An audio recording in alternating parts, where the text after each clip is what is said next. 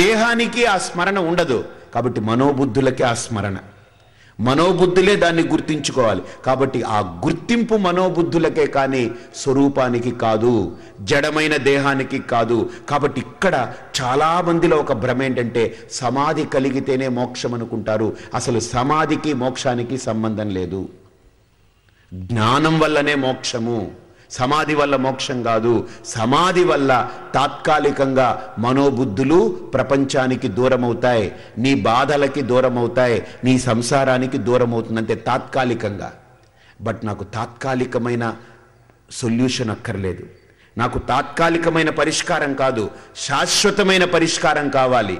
శాశ్వత పరిష్కారం కావాలి అని అంటే మనోబుద్ధుల్ని పడేయడం కాదు, అన్నిటినీ ప్రకాశింపజేసే ఏకమై ప్రకాశించే ఆత్మతత్వాన్ని పట్టుకోగలగాలి. మనోబుద్ధుల మీద మన కసరత్తు అక్కర్లేదు. అందుకని ఇక్కడ ఉపనిషత్తు అంటుంది అనేజదేకం, ఇది ఏకమై అఖండమై ప్రకాశిస్తుంది, దీంట్లో కదలిక లేదు. కదలిక లేదంటే జడమనుకుంటావేమో, గుర్తుపెట్టుకో, మనసో జవీయ, మనసః అపి జవీయ. జవవత్తరం అంటే మనస్సు కంటే స్పీడ్గా కదలగలదయ్యా ఇది. ఆహా, ఎలాగండి మనస్సు కంటే స్పీడ్గా కదలగలదు?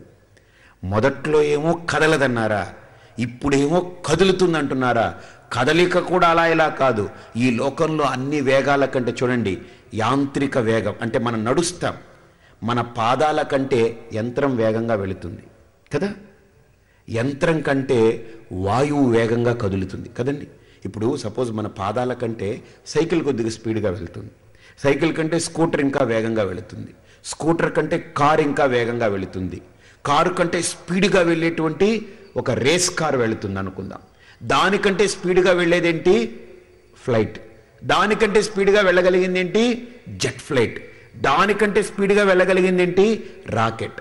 దానికంటే స్పీడ్గా వెళ్ళగలిగేది ఈ లోకంలో ఏదీ లేదు. శాటిలైట్ ఉందనుకోండి, దానికంటే స్పీడ్గా వెళ్ళగలిగేది గాలి, వాయు స్పీడ్గా వెళ్ళిపోతుంది. గాలి స్పీడ్గా వెళ్ళగలదు కాబట్టే ఆ కదిలే గాలిలో విమానం కూడా కదలడానికి అవకాశం ఉంది. గాలే కదలదనుకోండి, ఈ విమానం కూడా కదలదు, అక్కడ పడిపోతుంది, ఎక్కర్లేదు. కాబట్టి గాలి విమానం కంటే స్పీడ్ ఇది. కాబట్టి గాలి స్పీడ్గా వెళ్తుంది. అన్నిటికంటే కూడా వాయుగమనం చాలా స్పీడ్గా ఉంటుంది. కానీ ఈ లోకంలో వాయుగమనం కంటే మనోగమనం చాలా స్పీడ్. ఇప్పుడు ఇక్కడున్న గాలి పక్కనున్న కర్నూలుకో లేకపోతే చిత్తూరుకో రాయచోటుకో వెళ్ళాలంటే ఇక్కడ మనం విడిచిపెట్టిన గాలి కార్బన్ డైఆక్సైడ్ ఇది అక్కడికి వెళ్ళడానికి చాలా టైం పడుతుంది. కానీ ఇప్పుడు ఇక్కడ కూర్చుని రాయచోటి అనుకోగానే వెంటనే వెళ్ళిపోయాం మనం రాయచోటికి. అనుకున్నదే తడవ వెళ్ళిపోయాం. ఇంతకంటే స్పీడ్ ఏదైనా ఉందా ఈ లోకంలో? ఏ రాకెట్ అయినా వెళ్ళగలదా? ఇప్పుడు బాంబే అయిపోయా, వచ్చేసింది బాంబే. మొహాలి టెస్ట్, ఇప్పుడు క్రికెట్ మ్యాచ్ గ్రౌండ్ చండీగఢ్లో మొహాలి సెమీఫైనల్స్. టీవీలో మీరు ఆన్ చేసి అది ప్రత్యక్షం అయ్యేలోపే మీరు వెళ్ళిపోతుంది అంతే. మిగతాది ఏదైనా వ్యక్తీకరింపబడాలి. మనస్సుకి అనుకోవడం వ్యక్తీకరింపబడడం రెండు అంశాలు లేవు. అనుకోవడమే వ్యక్తమైపోతుంది, అనుకోవడమే వ్యక్తమైపోతుంది. సిద్ధ సంకల్పం ఇలా సంకల్పించడమే తడవు, లోపల వ్యక్తమైపోయింది. కాబట్టి మనస్సు కంటే అతిగా గమనం పొందగలిగేటువంటిది లోకంలో ఏదీ లేదు, మనోగమనం. కానీ ఇక్కడ ఉపనిషత్తు అంటుంది మనసః అపి జవీయః. ఈ లోకంలో మనస్సుతో పోటీ పడ్డానికి ఏదీ లేదు, కానీ ఆ మనస్సే ఆత్మ ముందు వెలవెలపోతుంది. దాని యొక్క పరుగు ముందు ఇది వెలవెలపోతుంది. అంటే ఇప్పుడు మనం ఏమనుకుంటామంటే, ఓహో ఇప్పుడు అన్నిటినీ మనస్సు ఓడించింది, ఇప్పుడు ఆత్మకి మనసుకి ఫైనల్స్. అబ్బా, అన్నిటినీ కొట్టుకుని మనస్సు వచ్చేసింది, ఇప్పుడు ఆత్మకి మనస్సుకి ఫైనల్స్, సెమీఫైనల్స్. ఇప్పుడు ఇక్కడ అంటుంది ఉపనిషత్తు అంటుంది మనసః అపి జవీయః. ఆత్మ మనస్సు కంటే స్పీడ్గా వెళ్ళగలిగేది ఆత్మ. అంటే ఇప్పుడు మనకు అనిపిస్తుంది, ఏమండి ఇందాక ఆత్మ అంటే అంతటా నిండి నిబిడీకృతమై ఉందని కదా అన్నారు. అంతటా ఉండడం అనేది ఒక భాగం, కదలడం అనేది ఇంకో భాగం. కదలిక అంటే ఎప్పుడవుతుందండి? నేను ఇక్కడున్నాను, కర్నూలులో లేను, కాబట్టి ఇక్కడి నుంచి బయలుదేరి కర్నూలుకి వెళుతున్నాను, కదులుతున్నాను. ఇప్పుడు సపోజ్ ఆత్మ అంతటా ఉందంటున్నారు కదా, అంతటా ఉండేది ఎలా కదలగలదండి? అక్కడ ఈ ప్రశ్నని విచారణ చేయాలి. అదే ఉపనిషత్ అంటే ఒక్కొక్క ప్రశ్న వేసి విచారణ చేయిస్తుంది. అది నలక్కొడుతుంది. ఎలాగైతే ధాన్యాన్ని నలిపామనుకోండి, కొడితే అది పొట్టు ఉడుతుంది, అప్పుడే ఒడ్లు బయటకు వస్తాయి, గింజలు. అంతేగాని నలగొట్టకుండా అలా ఉడకబెట్టి తింటామా మనం? అలానే ఉపనిషత్తుని కూడా నలగొట్టకుండా అలా కనుక చూస్తూ పోయామనుకోండి, పుస్తకంలో పైన శ్లోకం కింద తాత్పర్యం ఉంటుంది, అలా చదువుకుంటూ పోతే ఏం అర్థం కాదు. ఆ ధాన్యాన్ని ఉడకబెట్టి తిన్నట్టే. ఎవడైనా ధాన్యం ఉడకబెట్టి తినేస్తామా? తినలేం. ఆ ధాన్యాన్ని దంచి ఆ పొట్టు వేరు చేసి బియ్యాన్ని తీసి దాన్ని కడిగి దాన్ని ఉడకబెట్టి దాన్ని వండి భోంచేస్తాం మనం. అలాగని ఇక్కడ కూడా ఉపనిషత్ మంత్రాలని అలాగనే తినేసామనుకోండి, ఏ శుద్ధం సుమతి, వేస్ట్, వెళ్ళదది, ఉడకదు, ఉడకకుండా పడి ఉంటుంది. అలానే ఉంటుంది శరీరానికి జబ్బు, చచ్చిపోతాం మనం, ఇక్కడెక్కడో గొంతులో ఇరుకుని చేస్తాం మనం, ప్రాణానికి హాని. అలాగని ఉపనిషత్ మంత్రాలని పుస్తకాల్లో ఇచ్చిన అర్థాలతో చూసి పరుగులు తీయకుండా గురువు సన్నిధిలో విచారణ చేయాలి. అది అందుకే గురువు ఇక్కడ ప్రధానం, అందుకే ఒక సాంప్రదాయం ప్రధానం. ఏదో నోటుకొచ్చింది మాట్లాడుకుంటూ వెళ్ళిపోవడం కాకుండా ఉపనిషత్తుని గురువు సాంప్రదాయ సిద్ధమైన శైలిలో ఒక్కొక్క వాక్యాన్ని తీసి విడగొట్టి నలక్కొట్టి విచారణ చేసి దాన్ని ఊకని వేరు చేసి, ధాన్యం నుంచి ఊకను వేరు చేసి, పొట్టును వేరు చేసి దాన్ని పక్కకు పెట్టి బియ్యాన్ని తీసుకొచ్చి చెరిగి దాన్ని శుద్ధం చేసి కడిగి వండి ఇప్పుడు వడ్డిస్తాడు మనకు, హాయిగా తింటాం, బా కడుపు నిండిందంట. అది గురువు చేయగలడు. కాబట్టి ఇక్కడ కూడా మనం ఈ విచారణతో కనుక ముందుకెళితే, ఆత్మ అంటే మనందరికీ చెప్తుంది ఉపనిషత్తులో. ఆత్మ అనేటువంటి శబ్దానికి దాని యొక్క డెఫినిషన్ ఏంటంటే సర్వం ఆవృత్య తిష్టతి ఇది ఆత్మ. ఆత్మ అంటే అర్థం ఏంటి? సర్వం ఆవృత్య తిష్టతి. చూడండి ఎంత గొప్ప శబ్ద ప్రయోగం. అంతా ఆవరించి తానై ఏకమై ప్రకాశిస్తుంది ఆత్మ. అంతేకాని ఒకటి కాదు ఆత్మ అంటే. సర్వము తానైన వాడెవ్వడు ఇందుగలడు అందులేడని సందేహము వలదు చక్రి సర్వోపగతుండు. కాబట్టి సర్వము తానైన వాడెవ్వడు అంటే అన్నీ తానై. ఇక అన్నీ తానైనప్పుడు ఇక అన్నీ లేదు, తానే ఏకమై ప్రకాశిస్తుంది. అన్నీ అంటే అక్కడ భేదాలు, తానే అంటే అభేదము. కాబట్టి సర్వము తానైనప్పుడు ఇక సర్వ శబ్దం లేదు, ఏకమే, దట్స్ ఇట్. ఏకమై ప్రకాశించేటువంటి ఆత్మ అఖండమై ఉన్నప్పుడు, అనంతమై ఉన్నప్పుడు ఎలా కదులుతుంది? మనస్సు అంటే సపోజ్ దానికి ఆలోచనలు, సంకల్పాలు, వికల్పాలు, కదులుతుంది. ఆలోచించండి. ఇప్పుడు బాంబే అనుకున్నాం, బాంబే వచ్చేసింది అంటే ఏంటి? సంకల్పం, ఒక ఆలోచన. బాంబే అనేది అంత పెద్ద బాంబే ఒక ఆలోచన అయిపోయింది, చిన్న ఆలోచన లోపల ఏర్పడిపోయింది. కడప ఇంత పెద్ద కడప ఒక చిన్న ఆలోచన ఏర్పడిపోయింది. ఇప్పుడు సపోజ్ ఒక వ్యక్తి అనుకున్నాం అనుకోండి, వాడు 6 అడుగులు పొడుగు, సుబ్బారావు 6 అడుగులు పొడుగు, ఇంచుమించు 90 కేజీలు బరువు మనిషి. ఇంతవాడు సుబ్బారావు అనుకోగానే అంత పొడుగు, అంత వెడల్పు, అంత పెద్ద మనిషి లోపల తయారైపోయాడు. చిన్న సంకల్పం. కాబట్టి ప్రపంచం అంటే ఏదో కాదు, సంకల్పమే ప్రపంచము. ప్రపంచం అంటే ఏంటి? మన సంకల్పమే. ఇప్పుడు మీరు ఏది సంకల్పిస్తే అది మీ లోపల తయారైపోయింది. అందుకనే విశ్వం దర్పణ దృశ్యమాన నగరి తుల్యం నిజాంతర్గతం. ఎలాగైతే అద్దం ముందు నిలబడితే మన ప్రతిబింబం కనిపిస్తుందో, అలాగనే కళ్ళు మూసుకుంటే ఈ ప్రపంచం మన లోపల ప్రతిబింబిస్తూ ఉంటుంది. కాబట్టి మనం అద్దం ముందుకు వెళితే మన ముఖం ఎలా అయితే ప్రతిబింబిస్తుందో, మనం కళ్ళు మూసుకున్నప్పుడు లోపల ఒక అద్దం ఉంది, దాంట్లో ఈ ప్రపంచం అంతా ప్రతిబింబిస్తుంది. ఏమిటా అద్దం? మనస్సు. ఎంత గొప్ప ఇదో చూడండి. సంకల్పాలు అలా కదిలిపోతూ ఉంటాయి, వికల్పాలు కదులుతూ ఉంటాయి.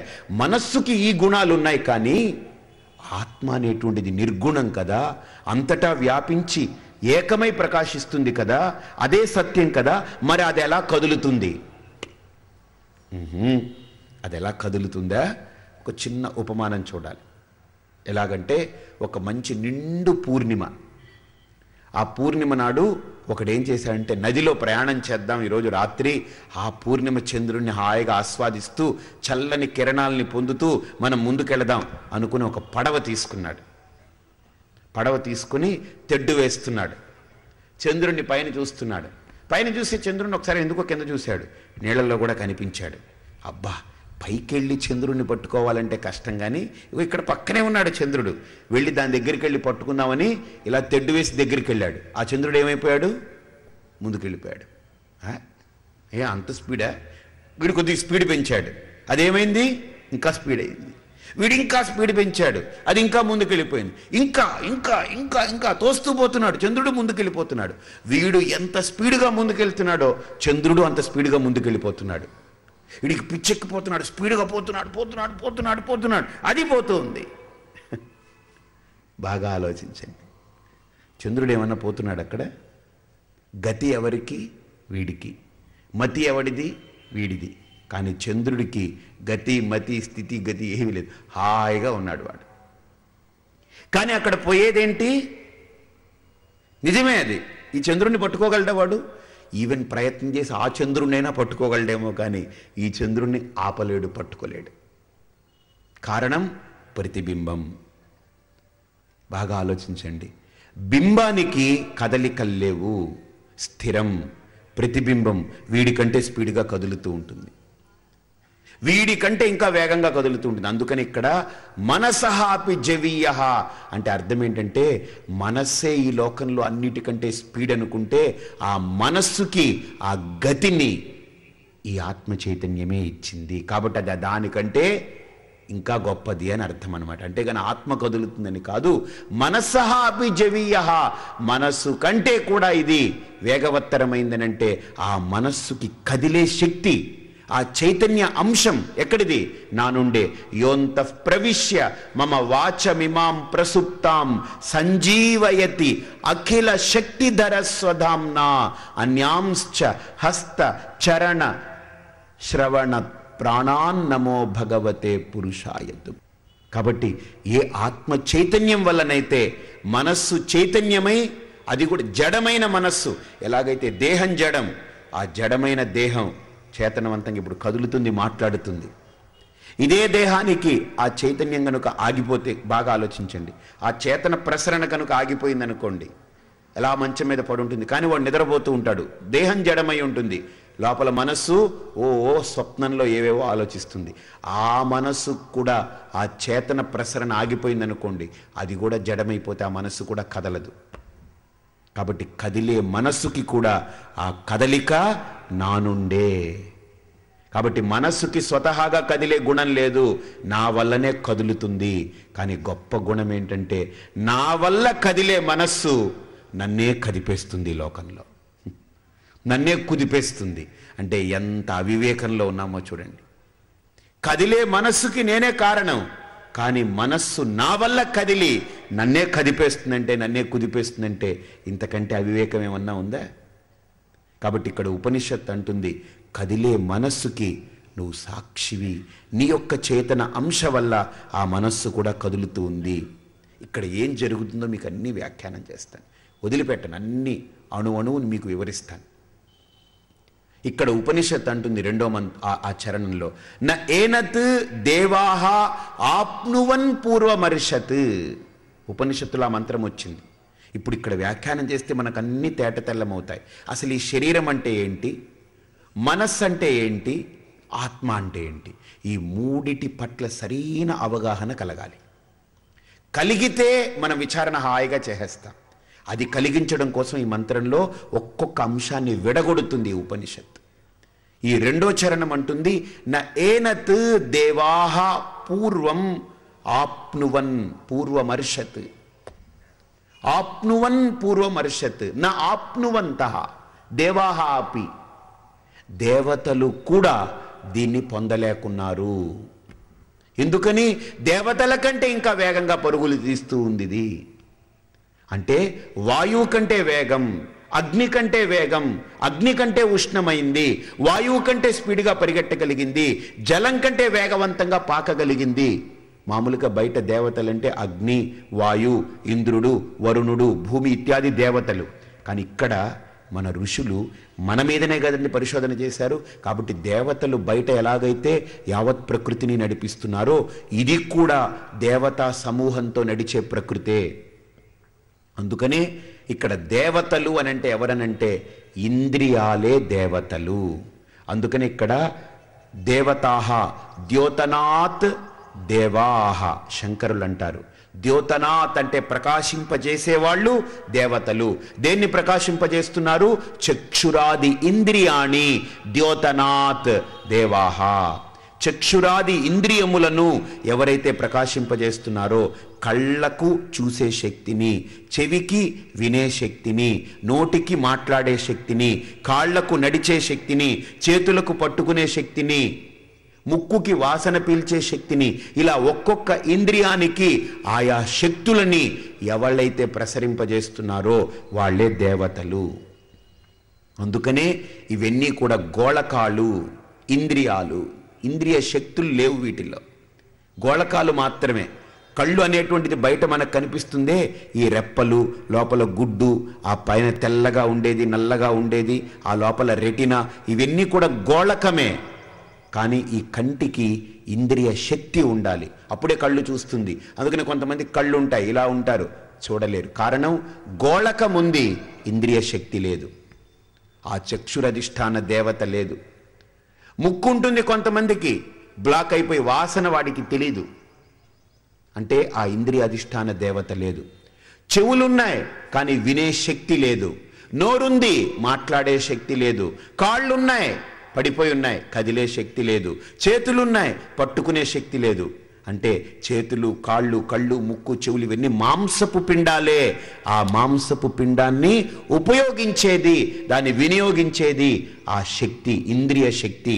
దాన్నే దేవతలు అంటున్నారు.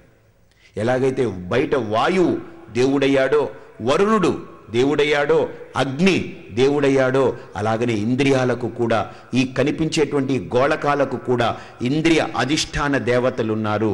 అందుకని లఘున్యాసం మనకంటుంది, ప్రజననే బ్రహ్మాతిష్టతు, పాదయోర్ విష్ణుస్థిష్టతు, హస్తయోర్ హరస్థిష్టతు, బాహోరింద్రస్థిష్టతు, జఠరే అగ్నిస్థిష్టతు, హృదయే శివస్థిష్టతు, కంఠే వసవస్థిష్టంతు, వక్త్రే సరస్వతీ తిష్టతు, నాసికయోర్వాయుస్థిష్టతు, నయనయోశ్చంద్రాదిత్యౌ తిష్టేతాం, కర్ణయోరశ్వినౌ తిష్టేతాం, లలాటే రుద్రాస్తిష్టంతు, మూర్ధ్న్యాదిత్యాస్తిష్టంతు, శిరసి మహాదేవస్థిష్టతు, శిఖాయాం వామదేవస్థిష్టతు, పృష్ఠే పినాకీ తిష్టతు, పురతః శూలీ తిష్టతు, పార్శ్వయో శివాశంకరౌ తిష్టేతాం, సర్వతో వాయుస్థిష్టతు, తతో బహిః సర్వతోగ్నిర్జ్వాలామాలా పరివృతాస్తిష్టంతు, సర్వేష్వంగేషు సర్వా దేవతా యథాస్థానాని తిష్టంతు, మాం రక్షంతు, మమ యజమానగం రక్షంతు, సర్వాన్ మహాజనాన్ రక్షంతు. ఉపనిషత్ మంత్రం అంటుంది, సూక్తం ఏమంటుందనంటే, ప్రజననే బ్రహ్మాతిష్టతు, ఆ జననేంద్రియంలో బ్రహ్మ ఉండుగాక, పాదయోర్ విష్ణుస్థిష్టతు, నా పాదాలలో మహావిష్ణు ఉండుగాక, హస్తయోర్ హరస్థిష్టతు, నా చేతుల్లో శివుడుండుగాక, కంఠే వసవస్థిష్టంతు, కంఠంలో వసవాది దేవతలు ఉండాలి, వక్త్రే సరస్వతీ తిష్టతు, నా ముఖంలో, ఈ నోటిలో సరస్వతీ దేవత అధివాసమై ఉండాలి, నేత్రాల్లో సూర్యచంద్రాదులు ఉండాలి, శిరస్సు మీద ఒకళ్ళు ఉండాలి, ఇలాగా భుజాలలో ఇంద్రుడు ఉండాలి, జఠరంలో అగ్ని ఉండాలి. ఇలా ఒక్కొక్క ఇంద్రియాల అవయవాలలో ఒక్కొక్క ఇంద్రియ అధిష్టాన దేవతలు ఉండి ఆయా అవయవాల్ని చక్కగా వినియోగించాలి, వాడుకునేలా, ఉపయోగపడేలా వాళ్ళ యొక్క శక్తి సామర్థ్యాల్ని ప్రసరింపజేయాలి మంత్రం. కాబట్టి ఆ దేవతలు ఎవరైతే ఇంద్రియాలకి అధిష్టానమై ఉన్నారో, ఈ అవయవాలకన్నిటికీ అధిష్టానమై ఉండాలో, ఆ దేవతలు కూడా ఆ తత్వాన్ని పొందలేరు. ఎందుకని? బాగా ఆలోచించండి.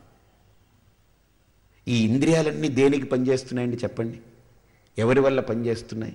అందుకని ఇక్కడ చాలా అద్భుతమైన విచారణ మీరు చేయాలి.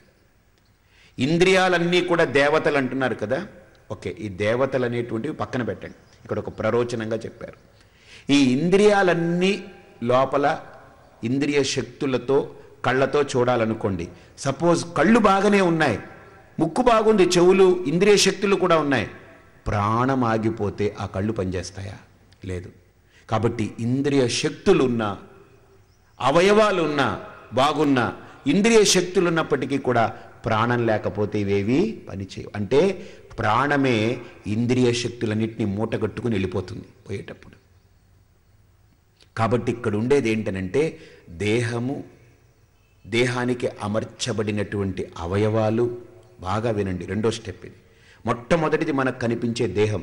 ఈ స్థూల దేహం పిండం అంటే 5.5 అడుగులు పొడుగు, అలాగనే వెడల్పింత, బరువింత, ఎత్తు, పొడుగు, బరువు వీటితో కనపడేటువంటి దేహం. దీనికి అమర్చబడినటువంటి అవయవాలు ఈ 2 చేతులు, 2 కాళ్ళు, కళ్ళు, ముక్కు, చెవులు, ఇవన్నీ.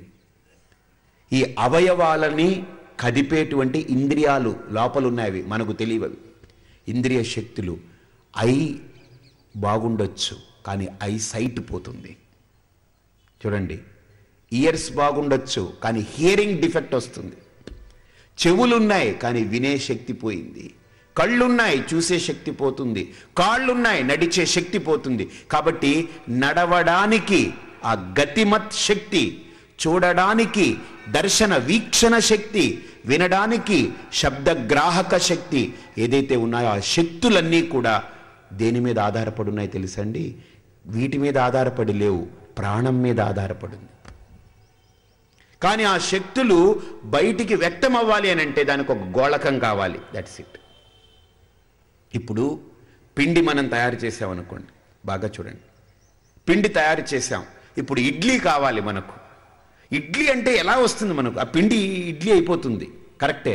కానీ దానికి ఏం చేస్తున్నాం మనం? ఆ ఇడ్లీ పాత్ర పెట్టి దాన్ని, రేకులు ఉంటాయి కదా ఇడ్లీ రేకులు, దాన్ని నీట్గా కడిగి దాంట్లో నూనె రాసి ఇడ్లీ పిండి పోస్తున్నాం. నేను అన్నాను, ఎన్నెందుకు ఇడ్లీ కావాలా, ఇవన్నీ ఎందుకు? అదేంటండి బాబు, ఇడ్లీ ఇస్తాం, ఉండండి ఊరుకోండి, ఒక 5 నిమిషాలు ఇడ్లీ ఇస్తాం. సరే నేను కూర్చున్నాను, మీరు చేసే తిక్క పనులన్నీ చూస్తున్నా. నేను తిక్క పని అది. నేను ఇడ్లీ అడిగితే పిండి ఉంది, ఇచ్చేయాలి కదా ఇడ్లీ. అరే ఇస్తామండి, కంగారు ఏంటండి మీకు, ఎందుకు అంత హడావుడి, 1 నిమిషం ఆగండి అని ఇడ్లీ గిన్నె పొయ్యి మీద పెట్టాడు. ఈ పిండి తీసుకున్నాడు, ఆ రేకుల్లో పోస్తున్నాడు. ఇలా పోసి అన్ని రేకులంతా పెట్టి దాంట్లో పెట్టాడు. ఒక 10 నిమిషాలు అయింది. అప్పుడు తీసాడు, ఇలా ఇచ్చాడు ఇడ్లీ. ఏమయ్యా ఇది డైరెక్ట్గా ఇవ్వలేవా, ఈ రేకులు ఎందుకు? డైరెక్ట్గా అంటే పిండి తినేయండి. నాకు పిండి వద్దు, ఇడ్లీ కావాలి. ఇడ్లీ కావాలంటే రేకులు కావాలి.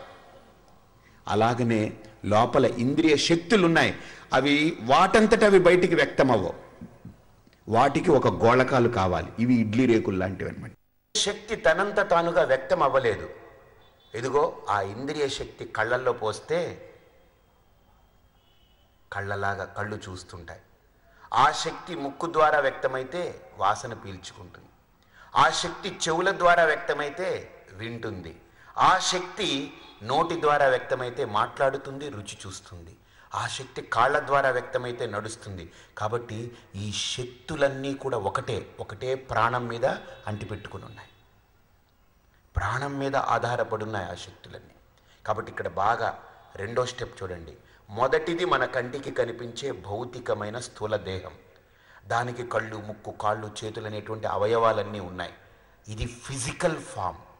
ఇప్పుడు దీన్ని దాటండి, లోపల శక్తులు, ఇంద్రియ శక్తులు అన్నీ పనిచేస్తున్నాయి. ఆ ఇంద్రియ శక్తులన్నీ ప్రాణంతో ముడిపడి ఉన్నాయి.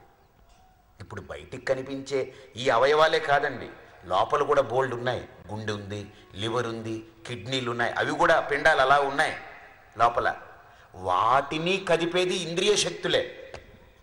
కానీ ఆ అవయవాలు, లోపలున్న అంతర్గతంగా ఉండే అవయవాలు, బహిర్గతమైనటువంటి అవయవాలు, ఇవన్నీ కూడా మాంసపిండమైనటువంటి శరీరం. దీన్ని కదిపేటువంటిది శక్తి. ఆ శక్తి ప్రాణంతో అనుబంధమయ్యింది.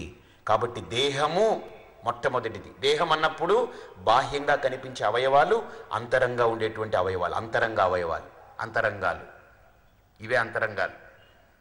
లోపల ఉండే అవయవాలు, బయట ఉండే ఇదిగో ఈ పంచ జ్ఞానేంద్రియాలు, పంచ కర్మేంద్రియాలు అన్నాం. ఇంద్రియాలు కాదు, ఇవన్నీ అవయవాలు.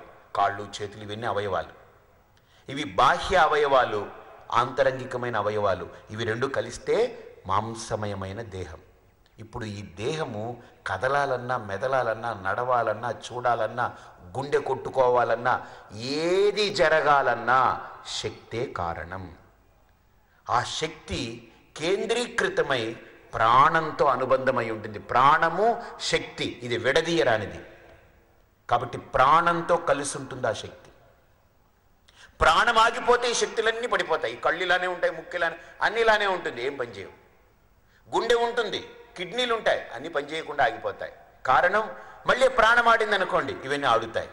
కాబట్టి ఈ శక్తి ఏదైతే ఉందో, ఏ శక్తి అయితే ఈ దేహాన్ని ఇన్ని రకాలుగా వైచిత్ర్య చిత్రీకృతం జగత్, వైచిత్ర్య చిత్రంగా, అదే శక్తి కళ్ళ ద్వారా వ్యక్తమైతే చూసేలాగా ఉంటుంది, అదే శక్తి ముక్కు ద్వారా వ్యక్తమైతే వాసన పీల్చేదవుతుంది, అదే శక్తి కాళ్లతో వ్యక్తమైతే నడుస్తుంది, ఒకటే కరెంటు లైట్లోకి వస్తే వెలుతురు వస్తుంది, అదే కరెంటు ఫ్యాన్లోకి వెళితే తిరిగి చల్లగా గాలి వస్తుంది, అదే కరెంటు ఫ్రిడ్జ్లోకి వెళితే నా పదార్థాలని చల్లని చేస్తాయి. ఇప్పుడు ఓహో ఫ్యాను కూడా చల్లబరుస్తుంది, ఫ్రిడ్జ్ కూడా చల్లజేస్తుందని నీళ్లు ఫ్యాన్కి కట్టి వేలాడ తీసామనుకోండి, చల్లబడతాయా? చల్లబడవు. ఫ్రిడ్జ్లో పెడితేనే చల్లబడుతుంది. కాబట్టి ఒకటే కరెంటు ఉపాధుల్లో దూరేటప్పటికి ఆయా ఉపాధి గుణాలతో బయటకు వస్తుంది. కంటికి చూసే ధర్మమే, వినిపించుకునే ధర్మం దీనికి తెలియదు. అందుకని శక్తి ఒకటే అయినా ఇందులోకి వస్తే చూస్తుంది, ఇందులోకి వస్తే వింటుంది. కాబట్టి ఈ శక్తి అంతా వ్యాపించి ఉంది శరీరంలో, ప్రతి అణువు వ్యాపించి ఉంది ఈ శక్తి. కానీ ఈ శక్తికి ఆధారం ఏం తెలుసండి? ప్రాణం.